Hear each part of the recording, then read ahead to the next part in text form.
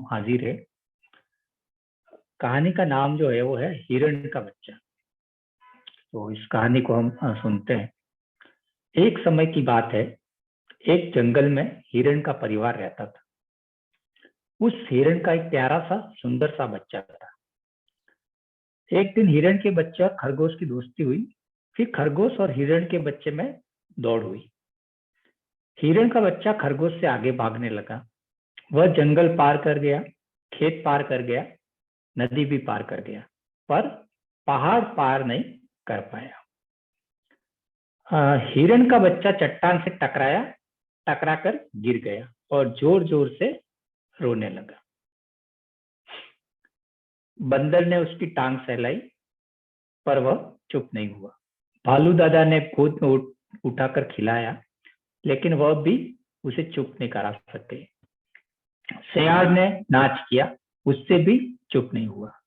फिर हिरण की माँ आई, उसने उससे प्यार किया और कहा, चलो चलकर उस पत्थर की पिटाई करते हैं। हिरण का बच्चा बोला, नहीं, वह भी रोने लगेगा।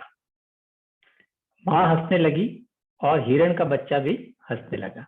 बंदर भी हंसने लगा, भालू भी हंसने लगा और सियार भी हंसने लगा। वहां सब मिलके सब हंसने लगे। तो ये एक छोटी सी कहानी थी। अब इस कहानी से हम किस तरह से शिक्षण करवा सकते हैं, इस पे हम अभी बात करेंगे।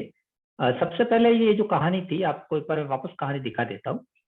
अब इस कहानी में से आ और ई की मात्रा वाले शब्द हमको छांटने हैं। तो इस कहानी में से हम देख सकते हैं कि आ की मात्रा वाले शब्द और ई की मात्रा वाले शब्द कौन से हैं। ये देखिए, अगर इस कहानी में से हम आ की मात्रा वाले शब्द देखें तो देखिए आ की मात्रा वाले शब्द कौन कौन से थे। बच्चा, प्यारा, टकराया, दादा और बढ़ावा। ई की मात्रा वाले शब्द जो है हिरण, परिवार और गिर। तो इस तरह से आप इस कहानी में से आ की मात्रा के, ई की मात्रा के, ऊ की मात्रा के काफी शब्द छटवा सकते, बच्चों को अभ्यास करवा सकते। हम आगे बढ़ते हैं। अब इस कहानी में बिना मात्रा वाले और मात्रा वाले शब्द कौन कौन से, उसकी हमने एक सूची बनाई है, तो वो भी हम देखेंगे अभी। तो सबसे पहले हम बात करेंगे बिना मात्रा वाले शब्द। तो बिना मात्रा वाले शब्द जो है वो कौन कौन से, इसमें से देखिए, इसी कहानी में से मैं आपको एक बार वापस वो कहानी दिखा देता हूँ। ये देखिए, इस कहानी में से बिना मात्रा वाले शब्द कौन कौन से है, जिसके मात्रा नहीं हो। तो वो शब्द है एक, समय, उस, वह, चल और कर। फिर हम बात करते हैं अगर मात्रा वाले शब्द की। हिरण, परिवार, खरगोश, टकराया, बच्चा, भालू और सियार। ये है मात्रा वाले शब्द। तो इस पे भी हम देख सकते हैं। इसके अलावा अगर इस कहानी में से हम अगर प्रश्न पूछे, बच्चों को सवाल जवाब करे, छोटी सी प्रश्नोत्तरी कर सकते हैं, तो बच्चों को इसमें मजा भी आएगा। कि इसमें जैसे इस कहानी में से एक बार मैं वापस कहानी आपको दिखा देता हूँ, फिर हम प्रश्नोत्तरी करेंगे इसमें से। तो ये जो स्क्रीन पे आप देख रहे हैं कहानी, अब इसमें से छोटे छोटे आपको प्रश्न पूछूंगा। हिरण का परिवार कहाँ रहता था? तो बच्चों सब बताओ, हिरण का परिवार कहाँ रहता था? हिरण का परिवार जंगल में रहता था। हिरण का बच्चा कैसा था?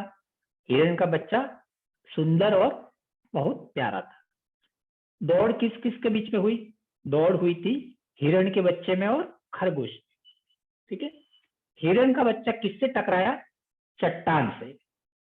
हिरण के बच्चे को गोदी में किसने उठाया? भालू दादा ने। ठीक है। तो ये हमारा एक प्रश्नोत्तरी का छोटे सा सवाल जवाब का एक छोटा सा हमने एक सेशन लिया था। अब आगे चलते हैं। विलोम शब्द लिखो। ये भी इसी कहानी में से आए हुए हैं और हम एक कहानी के माध्यम से बच्चों को किस तरह से शिक्षण करवा सकते हैं, यहाँ पे हम आप देखेंगे।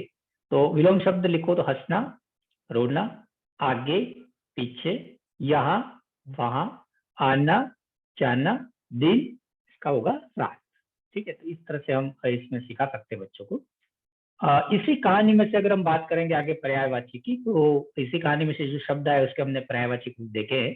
सबसे पहले जो नदी है, नदी का अगर हम पर्यायवाची देखें, नदी भी इसी कहानी में से आई थी और नदी का हम पर्यायवाची देखेंगे। सरिता, तटिनी, वाहिनी, तरंगिनी, शैलजा, जलमाला, नद, शेवालिनी और प्रवाहिनी।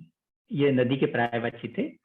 फिर हम बात करते हैं जंगल के। जंगल का पर्यायवाची क्या क्या होगा? विपिन, कानन, वन, अरण्य, गहन, अक्ष और कांता। ये जंगल के पर्यायवाची है।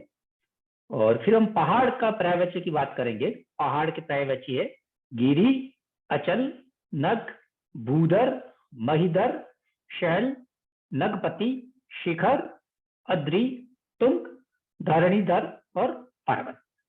तो इस तरह से पहाड़ के पर्यायवाची है। तो हमारा आज का जो सेशन है इन्हीं सब बिंदुओं पे था कि हम कहानी से किस तरह से बच्चों के साथ एक इंटरेक्टिव सेशन ले सकते हैं। तो इस तरह का मैंने एक छोटा सा प्रयास किया था। तो आप भी इस तरह से कहानी से काफी चीजें बच्चों को सिखा सकते हो। विलोम शब्द सिखा सकते हो, पर्यायवाची सिखा सकते हो, एक वचन से बहुवचन सिखा सकते हो। इस कहानी से बच्चों को आप मात्रा छांटना सिखा सकते हो, सरल शब्द कौन से, मात्रिक शब्द कौन से वो सिखा सकते हो, मुहावरे कौन से वो सिखा सकते हो। तो काफी चीजें हम सिखा सकते हैं। तो हम इस तरह का अगर प्रैक्टिस करेंगे तो बच्चों को कहानी से जो शिक्षण है उसमें मजा भी आएगा और बच्चों का जुड़ाव भी आप सेशन के साथ करवा सकते हो। तो आज इस सत्र में फिलहाल इतना ही। आगे हम फिर मिलेंगे एक नई कहानी के साथ। बहुत बहुत धन्यवाद। Thank you so much.